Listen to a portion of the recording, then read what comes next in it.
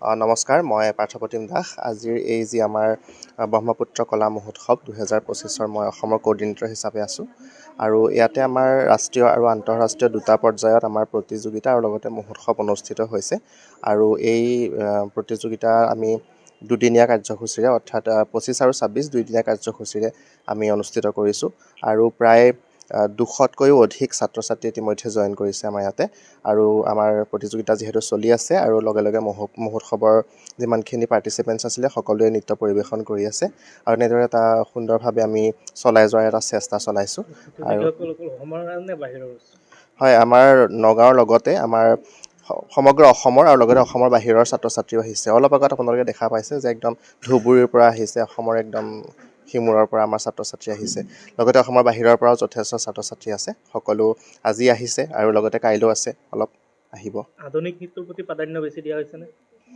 আচলতে এনেকুৱা ধৰণৰ যিবিলাক অনুষ্ঠান তাত আচলতে আমি আধুনিক নৃত্য বুলি নহয়, আমাৰ যিখিনি ফ'ক ডান্স আৰু লগতে যিখিনি ক্লাছিকেল ডান্স সেইখিনিৰ ওপৰত আমি অগ্ৰাধিকাৰটো বেছিকৈ প্ৰদান কৰিছোঁ আৰু সেইমতে এইবাৰ পাৰ্টিচিপেণ্টছ যিমানখিনি আছে তাৰ ভিতৰত মানে ক্লাছিকেল ডান্স আৰু লগতে ফ'ক ডান্সৰ সংখ্যাটো অকণমান বেছি আগতকৈ, গতিকে সেইটো চাই আমাৰ ভাল লাগিছে। দুদিনীয়া কাৰ্যসূচী। কিমানগৰাকী ছাত্ৰ ছাত্ৰী অংশগ্ৰহণ কৰিছে? ছাত্ৰ ছাত্ৰী ইতিমধ্যে আমাৰ আজি আছে 110জনতকৈ হয়তো বেছি দুটামান আৰু বয়সৰ কোনো সীমা নাই বাৰু।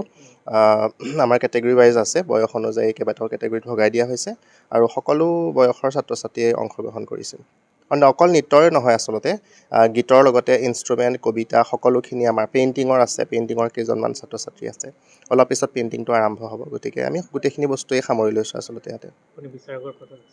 হয়, খুব ভাল লাগিছে। আগতকৈ ছাত্ৰ ছাত্ৰীসকলৰ যি প্ৰতিভা বা পাৰফৰ্মেঞ্চখিনি আগতকৈ যথেষ্ট উন্নত হৈছে লাহে লাহে আৰু লগতে সাজ পোছাকৰ ক্ষেত্ৰতো যথেষ্ট গুৰুত্ব প্ৰদান কৰিছে সকলোৱে, গতিকে সেইখিনি চাই খুব ভাল লাগিছে।